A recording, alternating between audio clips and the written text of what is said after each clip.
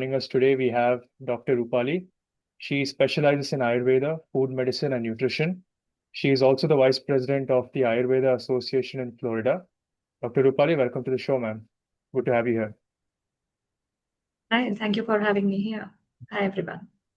So, ma'am, I'd like to start off by asking why is it that we need to know about nutrition and how come suddenly people are starting to care so much about nutrition all of a sudden?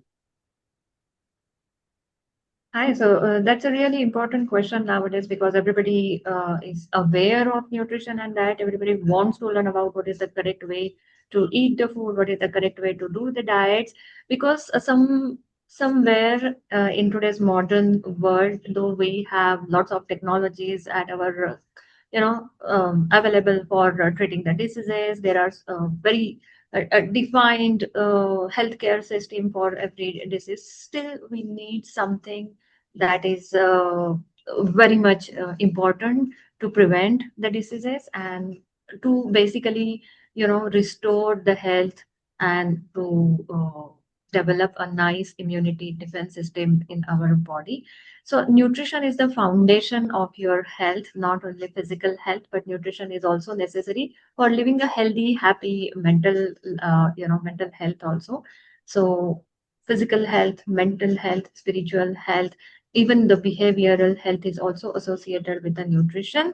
And with the abundance of all the global food available, you just have to download an app and you can order anything you wish to eat any time of the day, any season. So abundancy is one of the very different reasons why we should be aware of nutrition.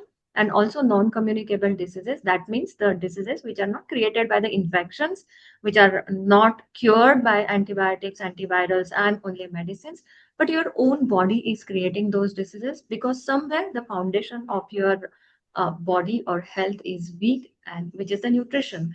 There is a very nice concept in Ayurveda Prameya that there are 10 koshas of your body. That means your body is made up of 10 visible and invisible layers, and among them is a very prominent layer which is called as Annamaya Kosha. That means your physical body. So whatever you are going to eat today is going to convert in different tissues tomorrow. So there is a very popular verse also or quote also that, show me your grocery cart or show me what do you eat in your meal and I can tell who what kind of a person you are. So that signifies somewhere the importance of nutrition. And I guess that is the reason why today's people are aware of nutrition and importance of diet, but again they are lost within the very much again available information on social media, books and reels, etc. So yeah, to prevent diseases and to live healthy life, to maintain your physical and mental health, nutrition is the strongest foundation you can take care of. I've definitely heard one of those before where people say you are what you eat. So I've heard that one before. So, ma'am, I want to ask you what made you choose to specialize in nutrition? Pramila, so my background is Ayurveda. You are aware of that. So Yes. I'm an Ayurveda practitioner, but I have also done my master's in nutrition in USA as I live in Orlando, Florida. So I used to practice in India my Ayurveda, and at that time I realized that okay, Ayurveda has given so much importance to food and meal, and Ayurveda has described meal as one of the important criteria to create disease in your Mhm. body. So it is one of the reason also. Nutrition is not only the reason of your health, it can be a reason of your diseases also. So I was aware of the importance of ahara or nutrition, and I started practicing nutritional modalities or nutrition therapies in my Ayurvedic practice also. And after moving abroad, after moving to United States, again I realized the importance on concentrate on nutrition more because of very common diseases over there: obesity, diabetes, PCOD, skin disorders, etc. Most of these disorders are absolutely very much connected with your gut health. And again, your nutrition, your daily eating habits impact your gut health in a long run, right? In a long way. So I did my master's over there, and I realized that, bringing very simple changes in your diet, very simple changes in your cooking techniques, and adopting some simple changes in what kind of food you are eating, knowing your property, knowing your body type, knowing your gut health, and aligning your food, aligning your meal timings, aligning your lifestyle. These are so logical, simple parameters that you can practice daily to be healthy and, to avoid diseases also. So I thought I should concentrate more on nutrition. So I did my master's in nutrition. I am practicing integrative nutrition. Gut health is my one of the favorite area where I try to help people, clients, a lot, because without improving the gut health, all these diseases cannot be managed very well by medicines, or no modality, no therapies can help. Agni is a very nice concept in Ayurveda, which is very similar to the gut health in today's trend. So we Ayurvedic practitioner always give importance to the gut health, and gut reset techniques, gut reset foods help us along in a long run, in a long time, to get the benefits, to get the results of whatever treatment we are doing. So yes, I practice nutrition and Ayurveda together, and it is a beautiful approach, bringing Ayurveda and modern nutrition together, and practicing it for the benefits of my clients and patients. Okay. Now, as someone who lifts weights regularly, it is a common advice in the gym community that in order to meet your protein requirement, you'll have to eat per gram of your body weight must be matching with a pound of per pound of your body weight should be met with a gram of protein. So, what would you like to say for that? Is that ill advice or? Is nutrition a mathematics? Do they teach nutrition in That's a good mathematics? No, question. right? No, but when it comes Yeah. to protein, that would be standard advice. Right. Standardization important. I agree, and I totally respect that. And yes, modern nutrition says that 1 to 1.5 gram Mhm. protein per kg of body weight is the a basic requirement. So this is a standard rule now we have in our hand, and how we can properly apply this rule is very important. Like, I see so many patients and so many cases in my practice where people are suffering from some disorders, and their dietitians and nutritionists are very keen on providing them the right amount of protein. What I am concerned in my practice is what kind of protein these people are consuming. Is there So different it's kinds of not just protein? the number. Absolutely, absolutely. With what kind of protein you are eating is also very important. Whether it is a plant-based protein, whether it is animal meat-based protein, whether you are concentrating on dairy proteins or milk, fats, etc. So this is really very important. And coming to the point, what amount of protein is important? If we are talking about the gym goers, yes, definitely they need a good recovery. They need a good healing of wear and tear of their muscle mass. But whether they have good appetite, whether they are having any digestional issues, whether their gut health is okay, what kind of workout routine they are going through, what is their age, what is their gender, at what lifestyle age they are, whether they are young, whether they are middle age, whether they are old.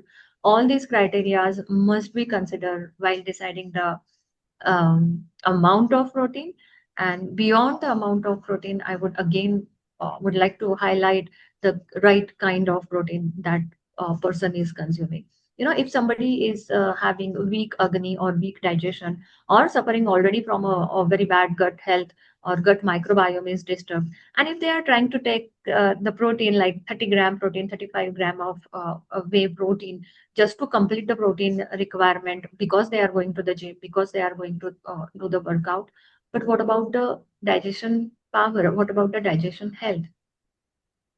If that protein is not properly digested in your body, it is not going to help you at all in muscle recovery or gaining weight or anything.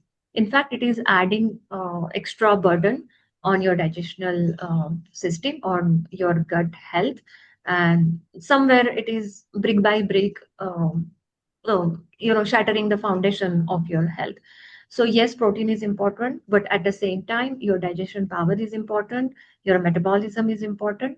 And Ayurveda doctor will assess your prakriti, assess your body type, and they will align those protein needs amount wise also, and what type of protein is suitable for your prakriti. So this is a very beautiful concept that I'm trying to practice in my integrative nutrition practice. So matching all these criterias are very important. It is very important to select the type of protein. At the same time, it should be matched with the correct person. So yes, protein is important, but at the same time, I will again highlight on gut health and absolutely on digestion health and metabolic type that person is born with. Sure. And what do you think is the best kind of meal to have in terms of the ratio between the protein, the carbs, and the fats? How should all these macros be divided? Okay. You must be remembering the food pyramid. You must have learned in the school Yeah, the food pyramid. So tell me something about food pyramid, whatever you are able to remember from your school days. I mean, I vaguely remember the food pyramid, but it said protein was the most important macro for muscle tissue repair. The fats was for the hormonal regulation, and the carbs was for the energy.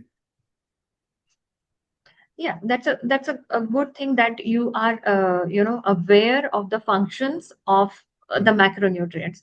But your first sentence was I vaguely remember the pyramid, right? Right. Because it is very hard, because we don't eat our food in the ratio of pyramid. We eat in our food in a circular plate, right? So it is very important to consider our plate as the right indicator, or as the right standard frame to measure the protein, carbs, and fat ratio.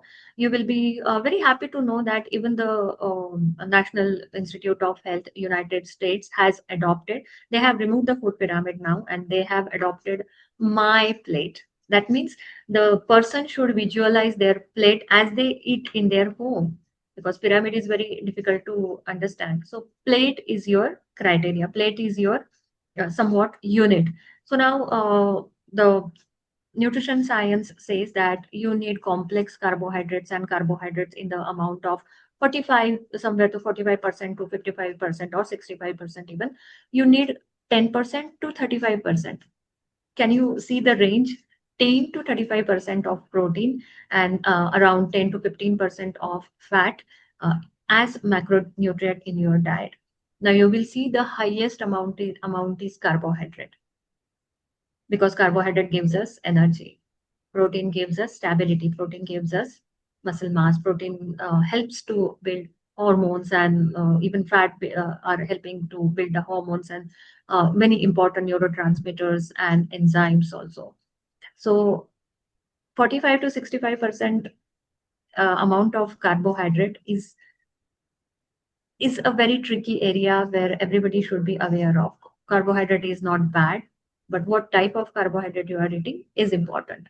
So complex carbohydrates are very necessary for a good digestion, good digestional health, as well as providing ample amount of energy without causing overload of glucose molecule.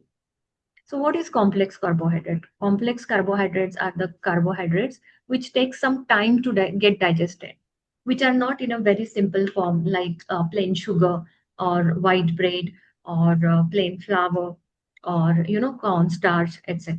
So, complex carbohydrate is whole grains, I mean, whole wheat, millets, pulses, jawar, bajra, sorghum, all these things are very important for providing the complex carbohydrate. Even some vegetables also carry carbohydrates. They are also complex carbohydrates.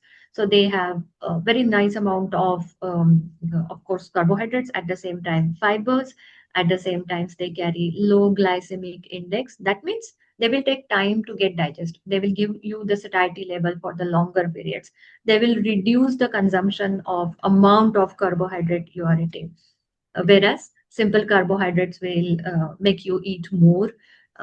You will not be happy to eat only one small piece of cake or pastry. You will be wanting more, right?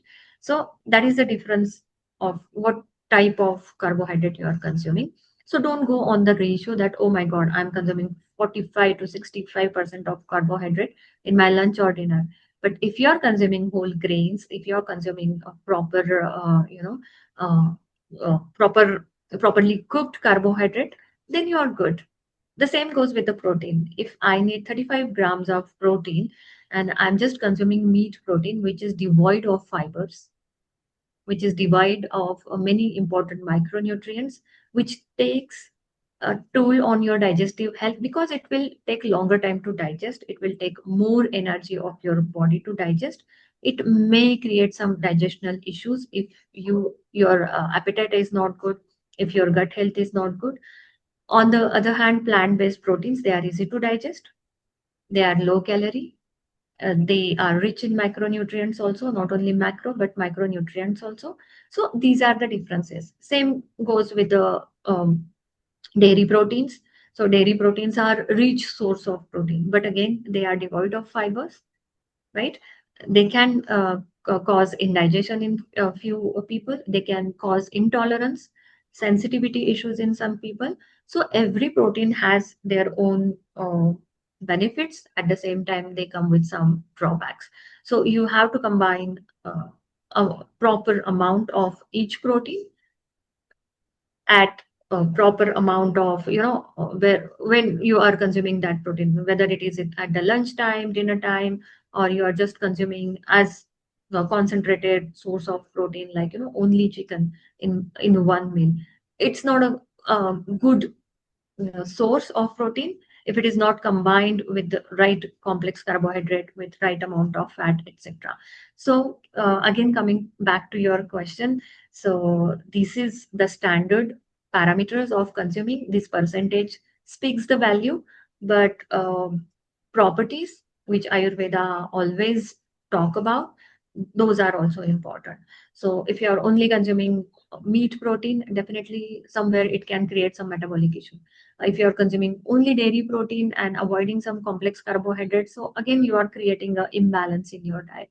So consuming lots of fruits and vegetables, consuming whole food, consuming fermented food and protein, this is the right balanced plate, which you can proudly say that this is my balanced plate.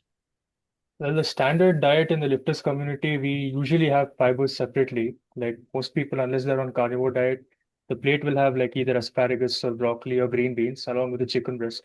So won't that negate the problem? We'll still be getting fibers from the No, vegetables. absolutely not. No, absolutely not. If you are combining it with the right amount of plant-based fiber along with the meat protein, definitely it is a good way to consume. But it's a nice question that you have asked. I'm again concerned about the kind of protein, meat protein you are consuming, whether it is red meat, whether it is, lean poultry meat or seafood, etc. So absolutely, everyone is aware of the drawbacks or the hazards of consuming red meat regularly because to explain on the scientific way, when you are not human is not made to consume red meat. Why? There is a specific reason behind that. Red meat has a typical heme iron, which gives the color red to the meat. Right. That's why it is red meat. And when you consume that meat, it goes complex digestional process and it creates one sugar molecule, which is called as 5-NUGC. And human body doesn't know what to do with that. We cannot utilize that sugar molecule or whatever byproduct that we get from that in the process of digestion of red meat. So human body has no intelligence how to use that sugar molecule. So it acts as oxidation. It acts as a burden on your body. So if you are consuming red meat in larger amounts, um, in future, if when you are your immunity is weak or you get old or there are some other health issues, definitely all these oxidative stress which is accumulating day by day throughout the years, that will cause harm and that will create some non-communicable diseases like obesity or even some cancers. Specifically colon cancer is associated with the higher consumption of red meat. So it is very important to understand what kind of meat you are consuming. Forget about the amount of meat because red meat is a great source of protein, but at what cost, right? So lean poultry meat is definitely advocated nowadays, uh, replacing the red meat. At the same time, you should be aware of that how much meat I should consume because again, balanced diet is the right diet. So if you are consuming only meat, Definitely you are giving your body protein, but somewhere again you are adding the metabolic load on digestive system and definitely endocrine system also, because meat is produced.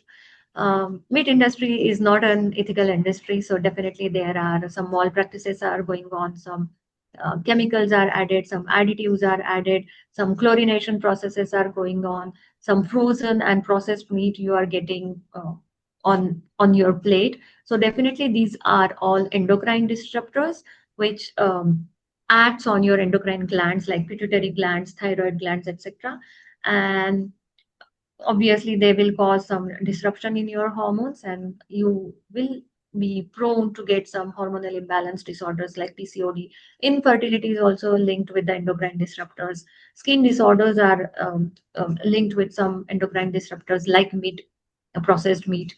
And forget about physical health conditions, but some mental health conditions like anxiety, personality disorders, depressions, they are also associated with some endocrine disruptors, which acts on your gut, which impact your gut health first, and then in turn they can also impact you on your mental health through neurological pathways, through neurological communication between your brain and gut. So it's a very complex process. It's not a mathematic that I am taking 30-gram protein, so I should be healthy, my bones should be healthy, my muscles should be strong. This is not so simple. 1 + 1 = 2 doesn't work in the field of nutrition. So you have to be very much aware of your personality, your health condition, your genetics, um, your body type, your age, not even this, not even your personal traits, but even what kind of geological area or what kind of location you are staying in, whether it is polluted. Lots of things, very interesting things are associated with the nutrition, and why nutrients are not only working, even if you are taking supplements, because many things are impacting on your health. So along with the nutrition, you have to also think of those important parameters. And I guess this is the unique approach of Ayurveda. This is the unique approach of integrative nutrition practice that I am trying to, you know, um, trying to bring to the practice for all people, not only in India but around the world, where they can understand their own body, where they can understand the properties of simple food they are eating, and if they are properly educated or if they are properly given the information about all these things, they will be able, they will be properly, aware how to choose all these things in their daily meals, and basically what to avoid is also important. So, in your opinion, what are the better sources of protein out there that the average Indian can consume? Oh yeah, that's a good question. So maximum of Indians are vegetarian. So they, lots of my patients, students, and readers always ask that we are vegetarian. So what is the right source of protein for us? So yes, absolutely, you can get nice amount of protein, through the plant-based protein food available with you. But for that, you have to define, you have to see where you are fitting between that 10 to 15% of population. 10 to 35% of protein is necessary. So go for your gender first, go for your lifestyle first, go for your metabolic assessment, whether your metabolism is strong, whether it is weak, etc. So if your metabolism is weak, if you are having sedentary lifestyle, if you are not moving your body very much, obviously body's protein needs comes down. Even if you are consuming protein 1 gram per kg per body weight, it will not be utilized by your body properly. It will be converted into the unnecessary fat or unnecessary toxins, or it will be converted into the um, into the byproducts which are not used by your body, or these amino acids may cause unnecessary burdens on kidneys also. So physical activity is important. Lactating mothers, pregnant mothers, their protein requirements are more. Senior citizen, naturally their protein requirements are important, but they are not similar to the people like your age, or people like who are gym goers or active in their daily schedule. So all these things should be considered. And for After considering all these things, plant-based protein, so all the pulses, millets, take an example of amaranth. It is such a simple and humble grain, but nobody talks about that. Sattu. Nowadays, there are some trends to having sattu drink as a nice protein source. But I will again say that don't run behind these trends because sattu is very heavy to digest. So if you know the properties of protein you are consuming, you will be having better idea how to digest it. Now, if you don't know that sattu is heavy to digest, sattu can create flatulence, sattu can create overall um, bloating in the stomach. It may create constipation also in few people.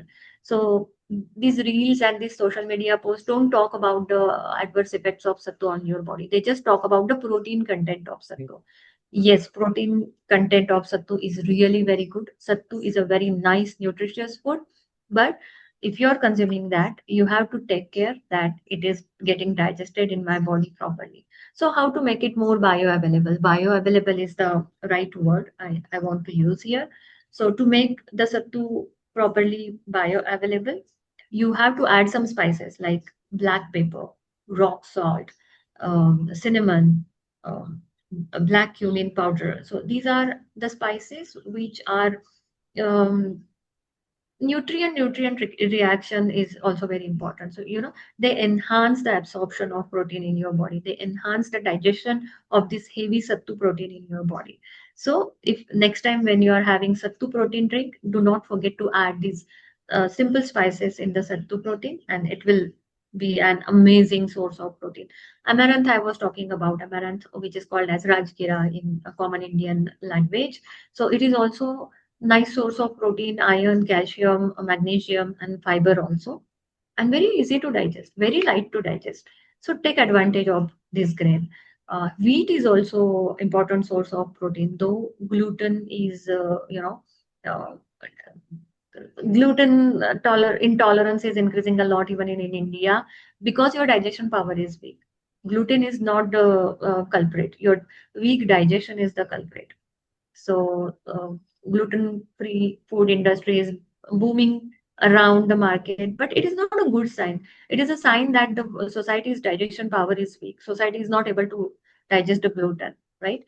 In Ayurveda, wheat is called as a very important and very nice source of protein. Then why suddenly all these people are gluten intolerant? Because of the bad agriculture practices, because the pesticides, because the artificial hormones that are integrated into some fertilizers. So wheat is not culprit. Gluten is not bad. The agricultural practices are bad, which are targeting your gut health, which are making your gut leaky. Leaky gut is a condition which is very common nowadays, entire global population, because of all these small practices and processed food. So yeah, wheat, pulses, millets, then whole food. Dairy is also one of the important protein source that you can consider, and along with that, nuts, seeds. These are also great source of protein. But again, you have to understand the properties of those. And I guess, Prameya, that was the reason I came with the book Food Guru, Your Guide to Eating Right, which talks about all these grains, pulses, plant-based protein, and all their Ayurvedic properties, all their nutritional characteristics, nutritional values, etc., and how you can take benefits of those food, how you can prepare simple recipes from those ingredients. So Food Guru talks about that. I have given more than 130 recipes. So you just have to open the book, and there will be something very valuable for you that day. So that was, and my practice also, my practice is based on these protocol, that after assessing the body type, after assessing the health condition, I don't give lots of importance on medicine, but first I try to modify the diet. First I try to give the solution to people with the simple recipes, with the simple cooking techniques they need to alter in their day-to-day practice. So all these help me a lot to bring amazing results. People come to me that they are taking medicines from years. They come with the big files and investigations, lots of investigations and reports and everything, and very simple meal changes, very simple food additions, and some lifestyle changes. give them amazing results in their very chronic disorders. So take away from this question, I will say that yes, you have lots of plant-based protein sources. You just have to understand how much and how to use that for my body type. Ayurveda talks about Prakriti. You must have heard about that every person carries their own individual personality, and we Ayurveda practitioner decides, assess your personality, and we give you very nice idea about your body and mind and what type of food will suit your body type. So it's a fantastic area where I definitely would like to tell people that try to understand your body prakriti, your metabolic type, take help from Ayurveda doctors, and they will definitely guide you fantastically for their integrating nutrition in their lifestyle. So, ma'am, we are approaching the end of the podcast. I want to wrap up by asking two questions. Firstly, what is your opinion on counting calories? Because in the gym industry, we maintain a physique on counting calories. That's how we stay in the designated weight that we want to. What is your opinion on it? Yeah. Yeah, it's a good question, and it's a very important question. I will say that counting calories is not bad. You should count your calories because you will be aware of, you will be connected with your meal by doing that. Okay, so counting calorie is not bad, but just counting calories and ignoring what type of food you are eating is bad. Hmm. So if I have consumed, say, 1,000 calories, and I'm very happy that I have cut down 500 calories from, compared to the yesterday. So I should not be happy until I see what those 1,000 calories contain, whether they are protein rich, whether they contain proper fresh fruits and vegetables and complex carbohydrates and enough amount of fibers, enough amount of micronutrients. I can get those 1,000 calories from eating a burger and just grabbing a nice strawberry milkshake ice cream, right? But difference is whether they are going to nourish my body, and I can also get those 1,000 calories from boiled eggs or boiled vegetables or vegetable pulao or maybe a chicken sandwich or maybe millet khichdi. So if we compare the only the count of calories, then you are doing a big mistake. But if you are aware of the properties of food you are eating, then counting calories will help you. And I guess there are so many nice apps available that you can download, and you can count the calories. You can count how much iron you have consumed, how much fat you have consumed, how much sugar you have consumed, zinc, magnesium, seleniums, or and even the protein classified. I mean, all the classes of protein, you will be able to see which amount of protein I have consumed in my meal by eating rajma or by eating just boiled egg, etc. So yes, counting calorie is important, but at the same time, what type of calories you are eating and what properties of food you are consuming is also important. Yeah, that makes sense. And ma'am, what dietary trends have you seen in different parts of the world as compared to India, and what do you think is better for a healthier lifestyle? I'm sorry, Apramya, I couldn't hear the Yeah, question. am I audible now? Yeah, now you're Yeah. audible. What dietary trends have you seen in different parts of the world, and how does it compare with Indian dietary trends, and which one is better for a healthier lifestyle? Very nice question. So yeah, I have clients around the globe. I have clients from India because I started my practice in India. So lots of clients, obviously. I have clients from United States. I'm attending some clients from Singapore, Africa, Canada.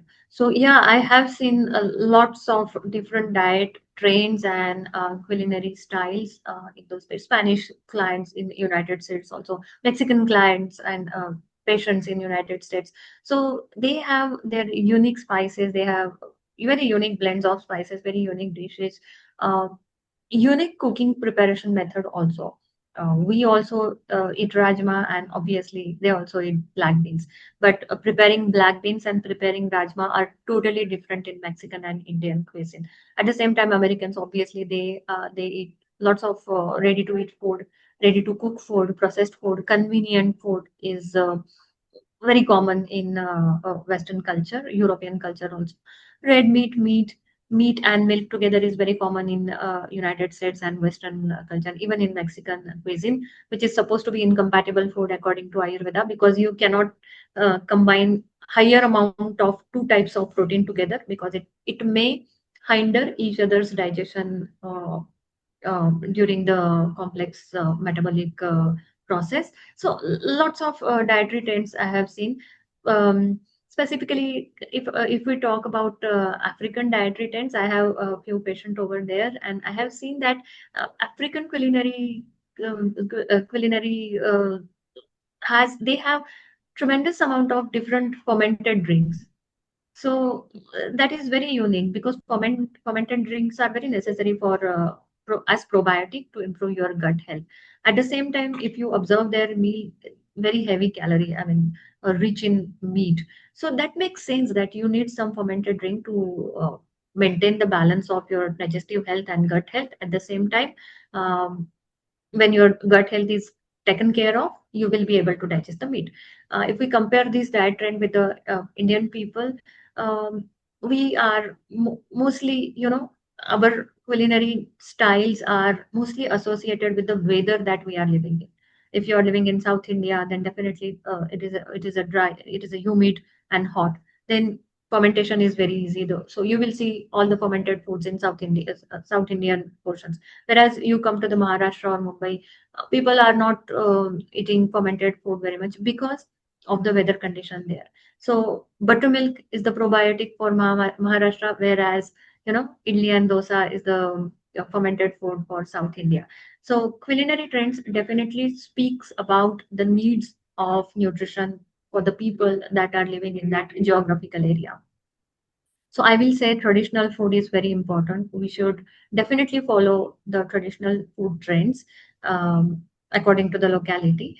But at the same time, we are living in a globalized world where we are very much access to all types of food, all types of global food is very easy and unnecessary, I think, glamorized too. So we are running after the glamour. We are not able to remember the very fantastic scientific traditional culinary trends for our uh, states or for our country. So I will say that if we talk about, if we consider ourselves in a as a citizen of globe or global citizen, then I will say that Mediterranean diet nowadays is being talked a lot. So Mediterranean diet is nothing but correct amount and correct form of fat, which is very important, and Ayurveda also talks about that. So what is the correct amount of fat and what is the correct form of fat?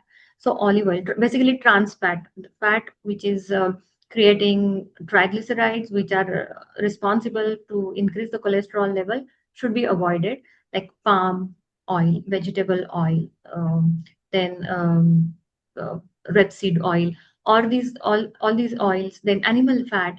These are definitely increasing the cholesterol levels, triglyceride levels, and imposing all the oxidation activities in your body. They should be avoided. So Mediterranean diet talks about that olive oil, cow ghee. So seed based oil are very important. At the same time, your meal should be rich in plant-based protein, and if you are okay with the non-vegetarian food, you should be adding appropriate amount of meat, so as to reduce the extra burden on your digestive system.